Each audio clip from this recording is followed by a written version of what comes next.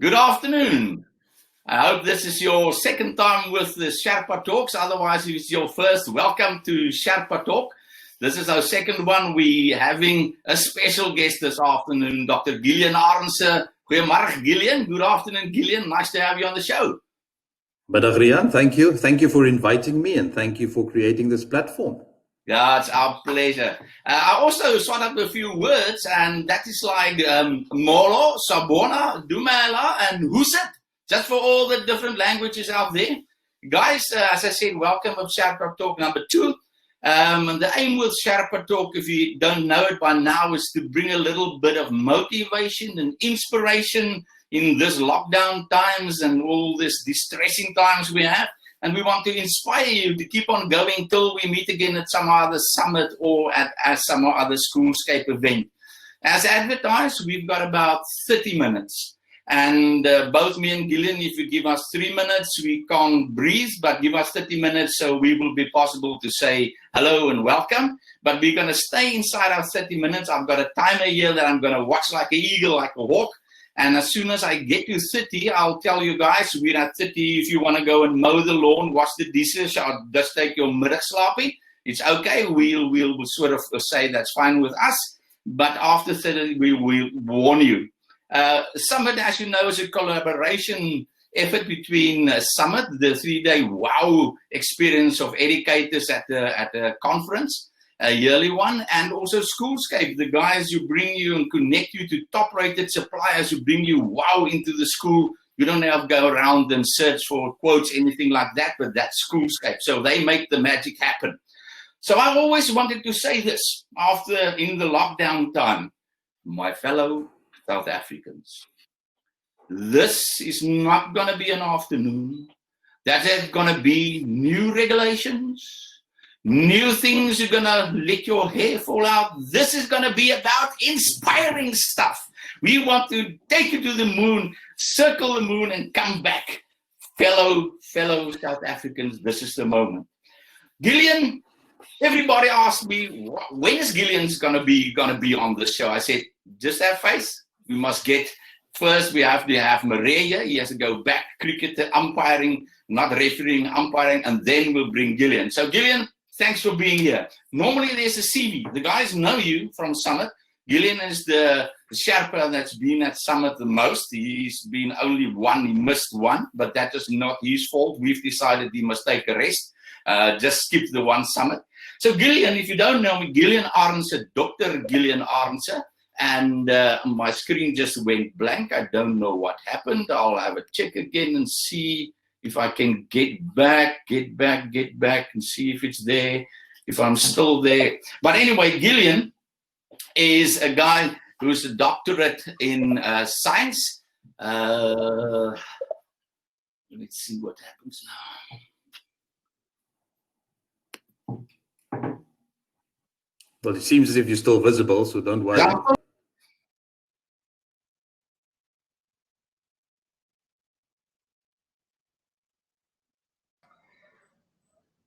Ladies and gentlemen, sorry, this is Peter from Schoolscape. We always have a backup.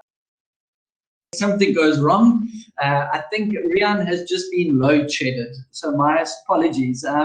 Gillian, welcome to the show. We'll wait for Rian to hop back on, but maybe if you want to start by telling us a little bit about yourself.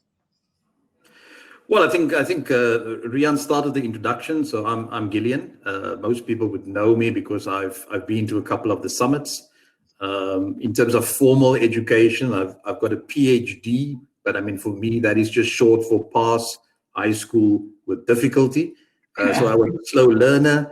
I've majored in experimental nuclear physics, spent some time working at a research facility, then working at a university. And as from the 1st of July, I'm actually back at the research facility. Brilliant. That sounds absolutely amazing. So Gillian, I know normally what happens when Rian starts with this, he normally asks the speaker just to share. I know Rian gave you some 1 or 2 questions, so if it's all right with you, can I give you the stage for a couple of minutes just to kind of share some of those thoughts that you really wanted to share with the people that are listening today? Yeah, I would love to.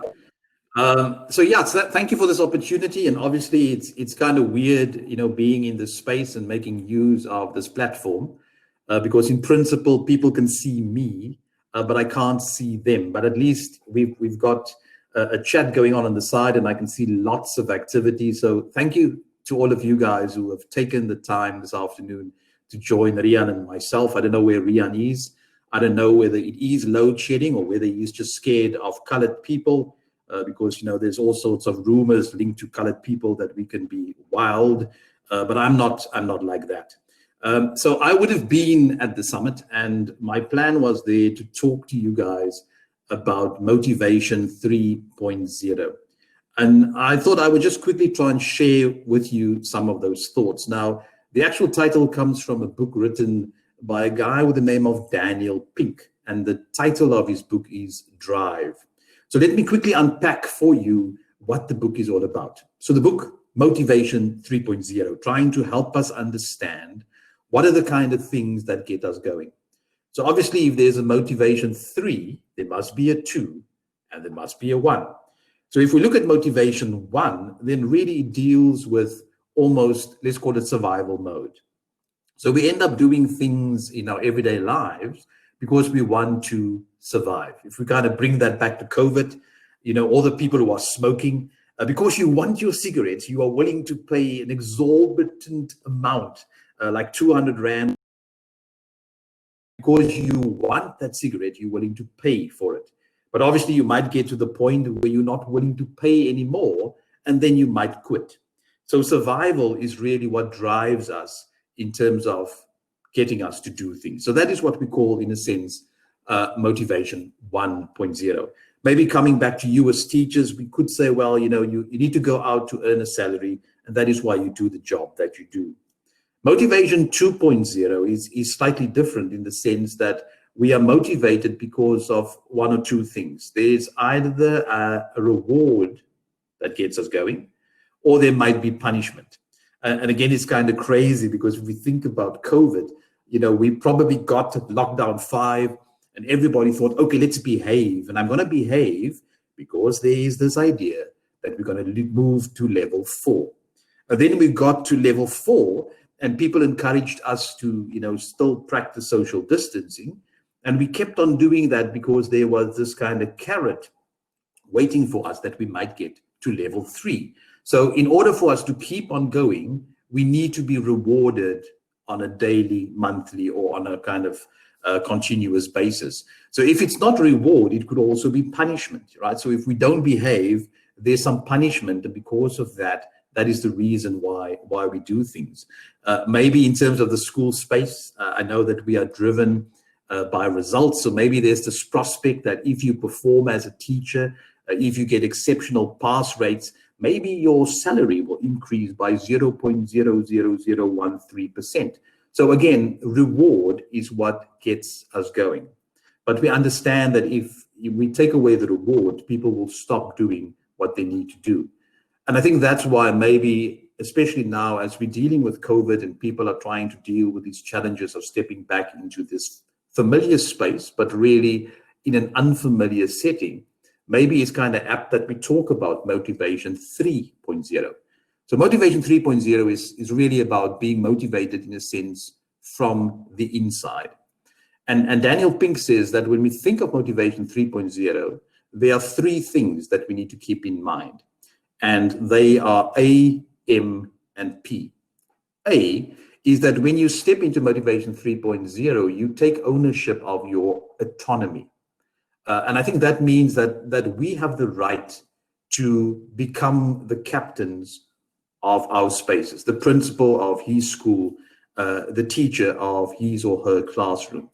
And I know that there are many conversations in our country around equality and whether we should have a standardized approach to education, but we know that education is personalized. It's not the fast food industry. And therefore, I think it's really important for us to own our space. You as a teacher or you as a principal, you know your school, you know the challenges in your school, and therefore you know the best kind of options that you should use in order to move forward. And I think that's where the autonomy comes from. You have the right to choose because you know your context, you know your learners, you know your teachers. The second thing that I think we need to talk about is that apart from autonomy, we need to think about M, which stands for mastery. And the basic idea is that whatever you do, in this case, we are educators, we need to become the master of our craft. And in order to do that, again, three things to keep in mind. One, when we talk about mastery, we need to understand that it's a mindset. You've probably heard of growth mindset or fixed mindset.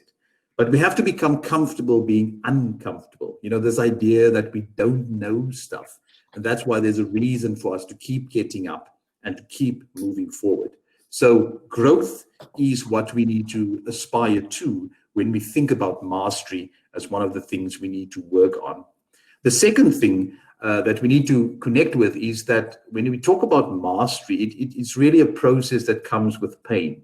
You know, you need to go through challenge, and once you go through the challenge, you can look back and you will be able to appreciate what you were able to accomplish as you journeyed forth. So it is a process that comes with pain, but I think that is true of life. I think we've all experienced situations where we didn't know how we would move forward. But once we went through them, we were able to look back and actually reflect and think, you know, why was I afraid? And I know in the current realities, there are many challenges. Being able to step into these environments where we are afraid of what might happen, and that could actually prevent us from doing that. But challenge is what we need to grow. So we need to become comfortable with challenge. The third thing linked to mastery is this notion that mastery is asymptotic. It's something that you aspire to, but you're never going to get there. As you become closer, you realize that there's more opportunity to grow, and therefore you can even step into a next level of what one might call greatness. The last thing that is linked to motivation 3.0. So it's about autonomy, it's about mastery, but ultimately it's about purpose. And I think as educators in this unsettling time, we are called to reconnect with our purpose. We are called to think about why it is that you got into education. I think I've shared with you many a time the story of my own family and the fact that I come from a family of teachers. My dad was a principal, my mom was a grade 1 teacher, and we as a family of kids, we all had this wonderful privilege of having both, or at least one of the two parents as our actual teachers. And I think what that taught us is that when you step into a class as a teacher, whatever you offer, if it's not good enough for your own kids, then don't offer it to other people. So the real challenge is for you to connect with your purpose. Many of us now in this country are engaged in homeschooling, and many parents are realizing that teaching is not as easy as it looks. That maybe your kids aren't always as well behaved as you think they are when they go to school. And really, there's a need for us to understand that teaching is a gift, and we need to appreciate those that step into these spaces on a daily basis. I sing in a choir, and I was listening to a song the other day that one of my friends was singing. And I'm just going to play a little bit. You guys probably know this tune. You probably can hear it. And I thought, you know, maybe this song needs to become our anthem as teachers. And maybe when we look at the kids in our classroom, as we connect with our autonomy, the need to become the master of our craft and reconnect with our purpose, maybe we should stand in front of them and maybe we should say to them, you know what? I am going to climb every mountain. I'm going to swim every ocean. Why? Just to be with you. And when I'm with you, I'm there because I'm there to teach you what you need. And that is the reason. And maybe we as the educators need to reconnect with our superpower because we are teachers. We are there to transform, engage, action, challenge, and help. And I want to say to you as educator, go climb every mountain. Go swim every ocean just to inspire and teach what they need.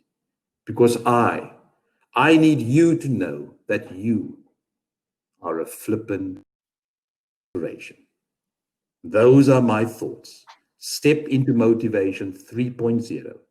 Connect with autonomy, commit to mastery, and don't ever forget your purpose. So that is what I would have shared with you had I been at Summit. But I see Rian is back, so I think he's now gotten over his fear. I'm inspired. I'm going to sign out and hand over to Rian. But that was amazing. Right, Rian, back to you. Thanks, Peter. You see, guys, that's what's happened if you make a joke about my fellow South Africans. People are watching. They just cut me off completely, but I'm back. I'm resilient. I'm back. I'm here. I'm back. Gillian, I've learned. Thanks a lot. A question. You went into teaching in the university field. Have you never thought of becoming a teacher? You are so involved, your parents and talking and inspiring teachers. Never thought about going to stand in front of 13, 15 years old? Well, that is something I considered. So I think after I completed my first degree, I actually applied to do what they call the postgraduate certificate in education. And at the point where I was getting ready to enroll for the course, one of the lecturers in the department offered me an opportunity to do a master's. So there I was. I didn't have funding. He had funding. He had the opportunity, so I decided to do a master's. And after the master's, I did a PhD. So I actually never got to the point where I did that qualification, and I was never able to formally step into a classroom. But fortunately for me, I think I've had more than enough time to step in there informally. Yeah. Gillian, the science part, did you ever, from school time, tell us a little bit about growing up in the Paarl, about your sport achievements? I know you were as I listened to the song, you must have been a hell of a mountaineer, swimmer, whatever. A little bit background about your childhood days. Oh, absolutely. I mean, I'm multi-talented, as you can pick up. So, I mean, when I was in primary school, I actually attended primary school with the likes of Chester Williams and Martinez Lenis. So we were all in the same grade. And I think early on in school, I looked at the two of them, Martinez and Tinas, and I said to them, listen, guys, I'm going to step back from rugby. And I'm going to allow you guys space to really excel. So I actually decided that I'm going to step away. I was brilliant at it. I was the fastest wing that our school ever had, because the time that the ball got to the wing, so I was always ahead of the ball. But that's why I kind of decided, no, I'm rather going to allow them to pursue rugby. So I was never a rugby player. I then went into table tennis in high school because I thought it's way safer. The ball is smaller. I can't get hurt. And eventually I played a little bit of volleyball, but that is my contribution. I'm probably useless.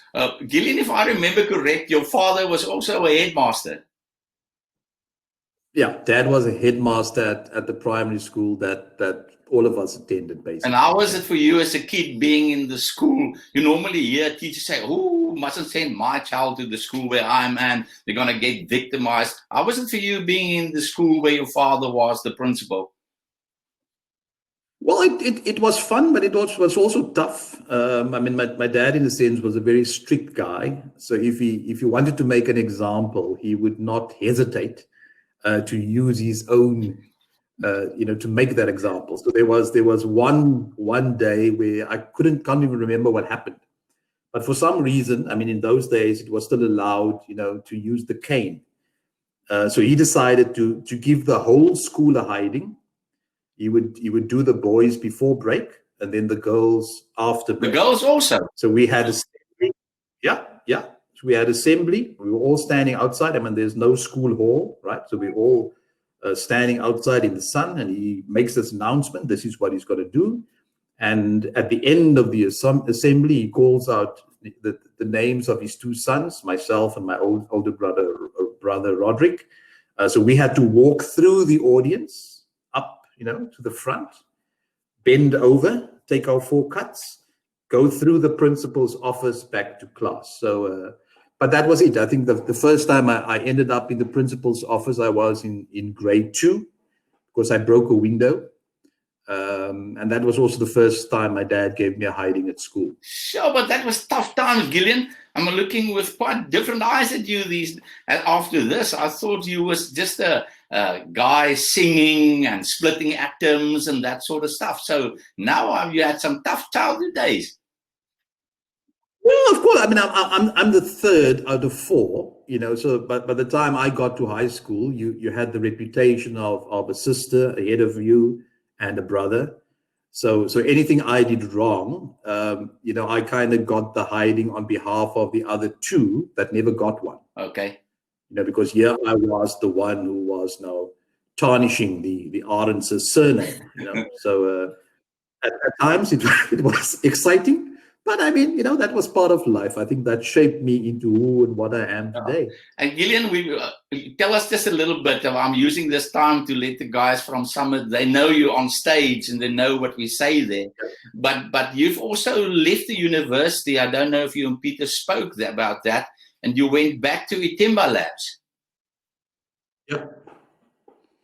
Yeah, so I'm probably one of the few people who changed jobs during lockdown.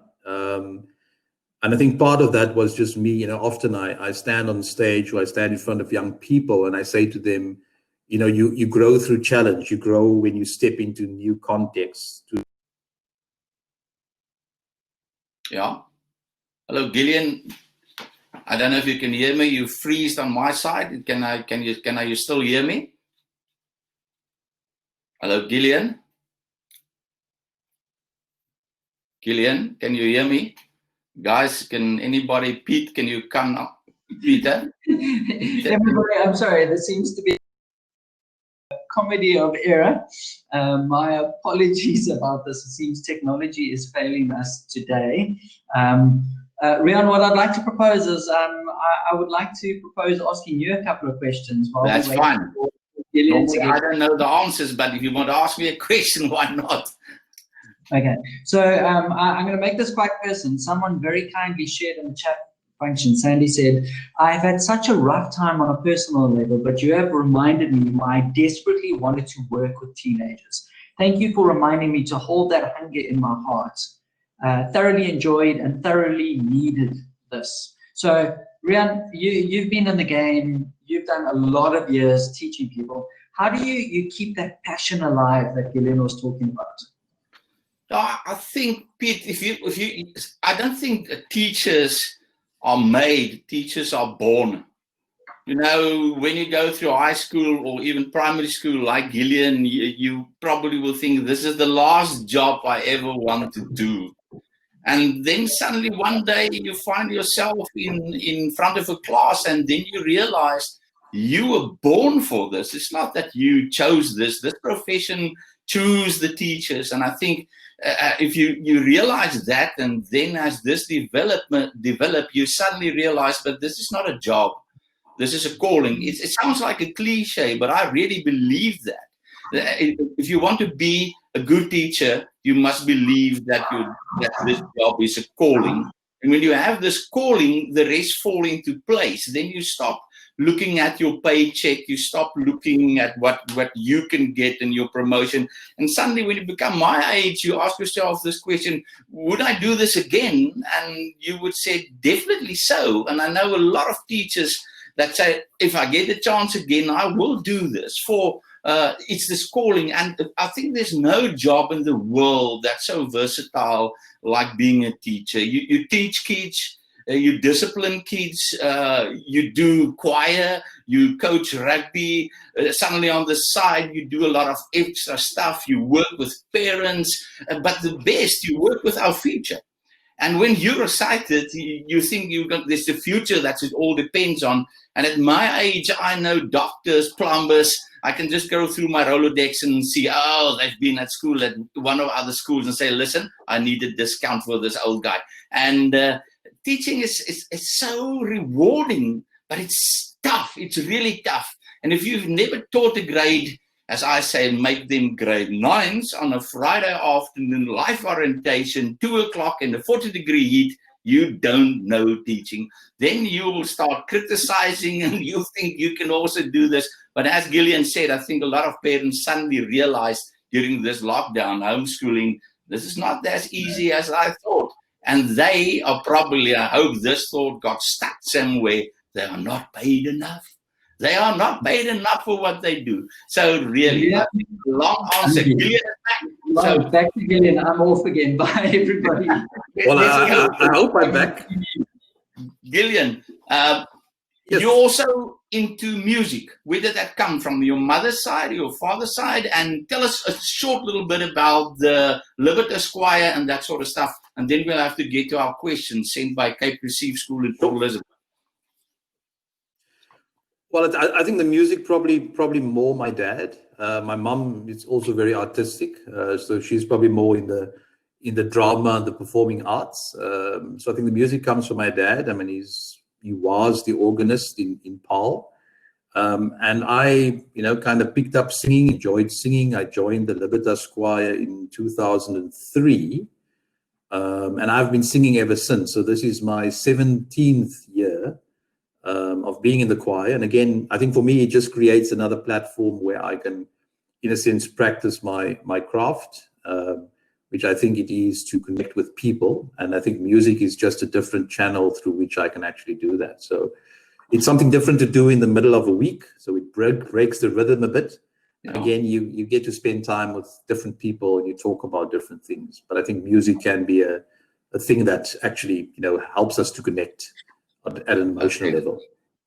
Gillian, I've asked the Cape school in Port Elizabeth, as I said, Cape Receive High School, to ask you a few questions. But first, I want to just give a short sort of little bit of information about them. The school was founded on the 1st of March in 1956. And a woman by the name of Hannah Laurie, she was looking for a school for a cerebral palsy daughter. But she couldn't wait for the department. At the end of the day, she had 7 children in a church hall, and this school grew to a school that have now 459 learners. And while founded to serve cerebral palsy learners, they now serve learners who can progress to grade 12. And they do the whole curriculum. And what they said, Jock said to me, but in the 28 years of having the 3 classes, the school has had a 100% pass rate, and according to the department, they have a matric average of about 94.8%. And I think that's astonishing. They've got 121 staff, 72 professional staff, and the rest is being support staff. I mentioned the grade 12 results because they ask you a question about grade 12, and I want to kick off with that question from their side. They said, Gillian, from a university point, what do we say to a matric child, and especially prospective students who have to go through the current situation? How do you keep these guys motivated? And how do you keep them on track to believe that they're still going to university at the end of 2020? Sure. Well, I think what needs to happen is for them to really start with the end in mind. I mean, obviously they are on a journey, and going to university is just part of that process. I know that COVID and the pandemic has disrupted the year in terms of teaching and learning. A lot of them are forced to do stuff on their own, through the virtual platforms available. But I think, in terms of, if I take Stellenbosch University as an example, because I spent some time there, then the process by which we provisionally accept students is actually based on performance in grade 11. So your grade 11 results are the things that make the university look at you. And your challenge then is to try and maintain that performance at the end of grade 12. But again, given the reality, given the challenge, but I think even though it is disruptive, I think a lot of kids are now able to maybe connect with their preferred teaching style. Some of them might enjoy reading, or they might want to look at different video clips. And because they're at home, they actually have the freedom to tap into that. But I think in terms of them remaining motivated, it's really for them to keep focus on their goal. So it's almost like having a GPS. And we're now at a point where the GPS will give us alternative routes. It might take us a little bit longer even, but ultimately we should not lose sight of the goal. So if we know where we're heading, I think that is where we should get our motivation and our drive from. And again, I think, as I said earlier, with Motivation 3.0, it's focused on the mastery, and it's something that comes with pain. but it is a mindset, and I think that's what we need to push when it comes to young people. Okay, ladies and gentlemen, I think I've lost track of time with being on and off and running around the house and all that sort of stuff in this afternoon, but I would guess we're roughly at 30 minutes now. If you want to get off to do something else, we'll understand completely, but thanks for sticking with us. We've got a few more questions. Gillian, also in that same vein, in general, some children have everything and come from schools where everything opens and closes. You know what I mean by that. And others have nothing. How are the universities going to deal with this? Or do they deal with this? Do they take that into account or what? Well, I think universities will have to. I think it's a conversation that we have been having over many years. But I think in terms of the urgency, we're now at that point where we actually need to push it forward. I think, what we have with the pandemic is that it's actually just opened up the cracks that we've known were there for many, many, many years. Right? So we all know that the landscape is not equal in terms of educational opportunities. Depending on your context, you get exposed to less or more. But again, in terms of universities, I think often there's a lot of focus on the entry level, and often we forget about the output. We're extremely nervous about all our medical students needing to come in at an 80%, let's say, entrance. But by the time they graduate, we actually don't care whether they are 50%ers or 60%ers. So again, it's the university's job to prepare them for the output or the outcome. And if we take them in at a slightly different level, then the university just needs to figure out how to work harder to do that. But I think, that when we talk about diversity, then obviously we need to think about equality. And the more we dig into equality, suddenly we speak about quality. And we're in a place where often we label kids based on their ranking, which is our quality standard. But that quality standard, as you rightly pointed out, is often linked to the affluent school. So the kid who's a 90% is what we call brilliant. And often when we look at the 60%, we don't look at the 60% within the context of where the 60% sits. So I think the conversation is an ongoing one, but I think we're at the point now where universities will need to find new ways of identifying talent.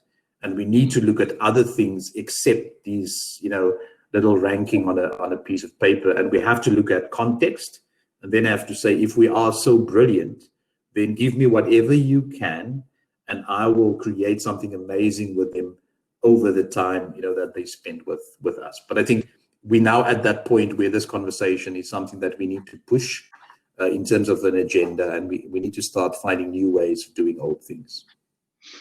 I've read somebody asked you, Gillian, when are your book coming out about motivation, your motivation book? And I don't know if that's on the cards, but there's also a question from Cape Receive.